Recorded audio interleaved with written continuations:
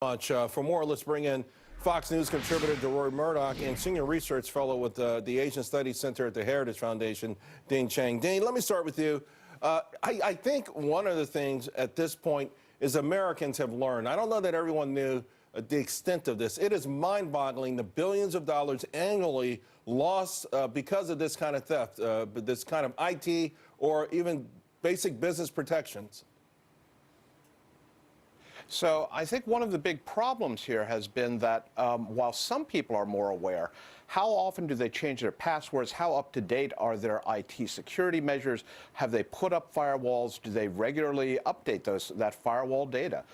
Part of the problem has been that we've left our doors and windows unlocked and a note out for the milkman saying we're going to be gone for the next 2 weeks. Well, you know, DeRoy, some people would say we were gone for 2 decades. Yeah, that's right. And you know, that's why. What struck me with William Lajeunesse pieces, where they said the International Trade Commission ruled in favor of the United States, but many say it doesn't matter. And that's where you get back to how effective are these organizations that should be protecting our home, you know, so that we can leave and the milkman won't take advantage. Well, there's a whole problem of enforcement. You know, the ITC can have whatever declaration it wants. The Chinese can say thank you very much and keep doing what they're doing. What struck me about his report is that we have been focused a lot on intellectual property in terms of a lot of high-tech devices, software, et cetera. But there's very simple stuff like pipes.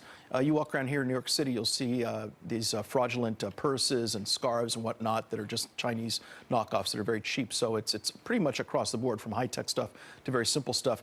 And I think this is why we need to have a trade agreement where the Chinese actually say we're going to do this and put something in the agreement that makes it enforceable. Dean, some people are saying that $1 trillion offered by China last week to take our trade deficit to zero was low-hanging fruit. The tough part is what DeRoy just mentioned, the getting China to do something with respect to respecting intellectual property rights, because that would be a de facto admission that they've been stealing all this time.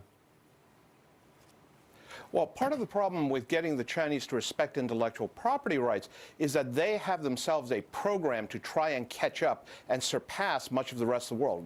Some of your listeners may have heard of the Made in China 2025 program. And the problem with that is that the Chinese are clearly intent on trying to establish a dominant position in various areas, whether it's locomotives or aerospace.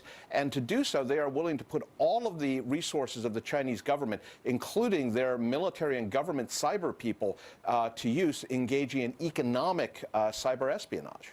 DeRoy, if we do get that, critics are saying there's no way that we can verify it. I mean, what should the verification system be that we can go in and make sure, okay, they are actually adhering to what ultimately might be a part of the promise or part of the compromise? I guess one way to do it is do what we've done in arms control, which is called on-site inspection. So being the ability of people from, let's say, the U.S. Commerce Department or the U.S. Trade Rep's office to be able to walk into Chinese factories and see what they're doing. And if they see things that have American brands on them, you know, Disney's label or whatever it might be. Or Charlotte Pipe. Or Charlotte Pipe or whatever it is, you know, blow the whistle and say, you guys are stealing from us. It's amazing, DeRoy, to me, because you remember the stories when they set up entire fake Apple stores? Like the entire store was a fake Apple store with the Genius Bar and everything and fake products in it. And Americans got a chuckle out of it, but not understanding that's the tip of the iceberg. And, either directly or indirectly, it probably affects all Americans. Well, it does, because this is money that just pours out of our country. The money that should go to Apple doesn't. I think also another approach to this, I don't know how you inculcate it, but finding some way to reward Chinese inventors. You know, is there a Chinese Steve Jobs? Is there a Chinese Thomas Edison?